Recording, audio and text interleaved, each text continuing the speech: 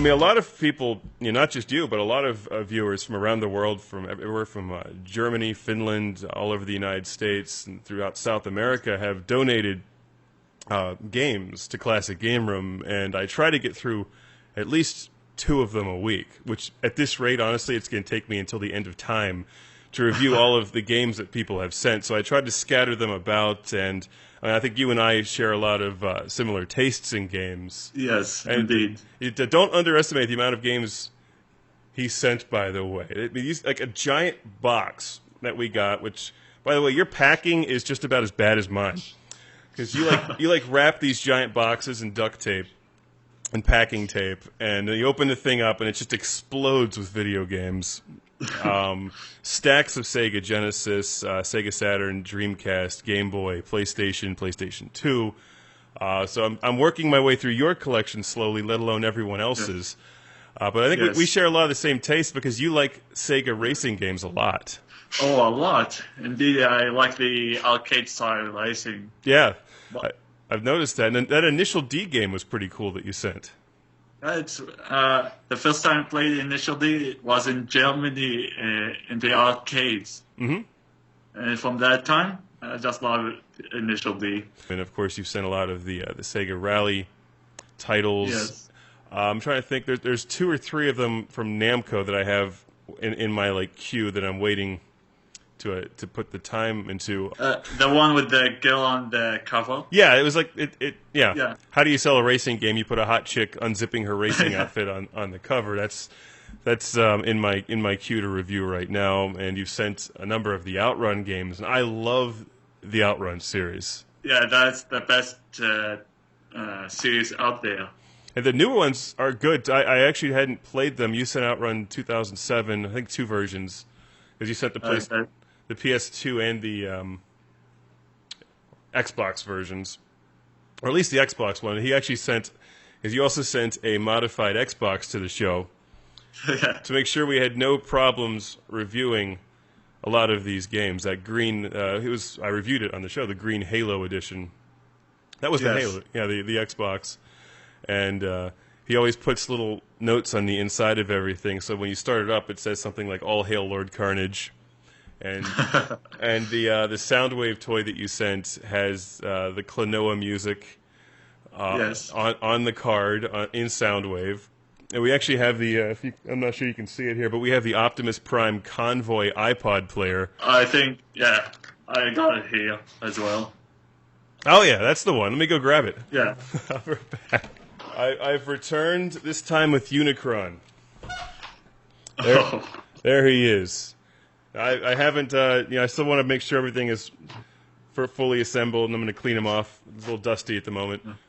Before we do the full review, his legs coming undone there. But here's the Optimus Prime Convoy that you sent, and I'll be reviewing this when we get a couple more. Whenever I set some time to review a few more classic toy rooms, we'll put them up there. This is one of my favorite Transformers video game. You sent that one along. I have not played that yet. This is the best one. That's what you've said. I'm going to have to see about that because I really enjoyed Transformers: The War for Cybertron. So it's a good game as well, but this one kick ass. All right. Well, I'm looking forward to that. I just haven't sat down and played it because you've kept us busy with all this other stuff, like the Sega Dreamcast Dream Eye. It came out, yeah. I haven't hooked this up just yet. What is this going to do?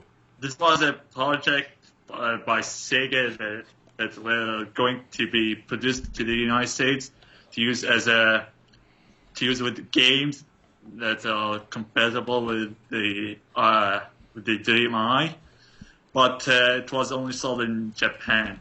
And this is still in the packaging, I might add. Yeah. Where do you find all this stuff in such remarkably good condition? I do my research, and sometimes I just let my friends buy them for me. Of course, I give them their money back. It's just remarkable. Like, I think without your support and the support of a lot of people, a lot of people who watch the show, both in the U.S. and internationally, and without your support, I think Classic Game Room would have been pretty much limited to like Atari, Genesis, Dreamcast, And we obviously cover a lot of the newer releases now, but thanks to you guys, I'm able to expand, and I love reviewing stuff for the underdog game consoles. And a lot of people ask me, like, why do you like so many dead game consoles? Well, they're interesting.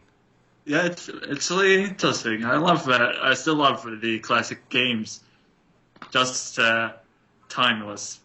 I mean, it's not that the Panasonic 3DO is bad. It's actually really very good, and it came out right before the PlayStation and the Saturn. So there's there's like a lot of really cool games on it, which I have no idea how they got funded, because they must have been expensive and then lost their shirt on these games. But like it's just interesting, and the Atari Lynx is not as expensive to collect for as the 3DO, but there's a lot of very cool Atari Lynx games, and of course we never had a release of the Wonderswan in the U.S. So that's also here in Qatar we didn't have it, but I just look on it.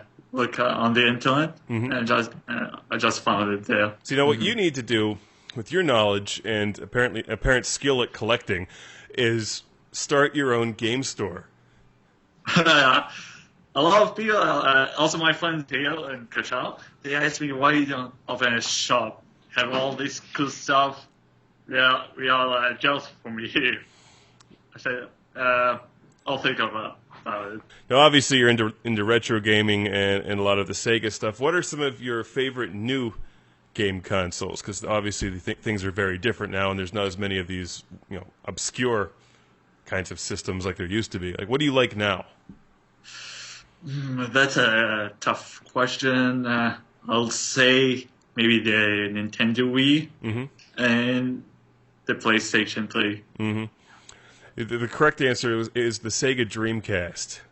But I already know. Yeah. But I already know you like the Dreamcast. You've sent a nice collection of Dreamcast games. I was putting the shelf together over there. I was stacking up all of the games Mohammed sent from the Dreamcast, one on top of another, and there's like a nice pile of them that I think it's going to take me so many years to get through all these games.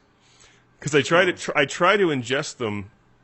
Not every game is my style, but I at least try to ingest them to understand what the game is about, and who would like it.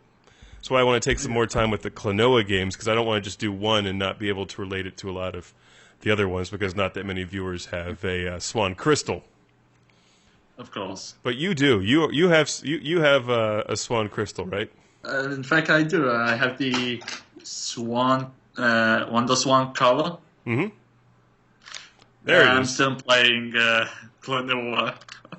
I still didn't finish it, so I'm trying to finish that game. You need to talk to developers about making some more Klonoa games then. After you start your game store.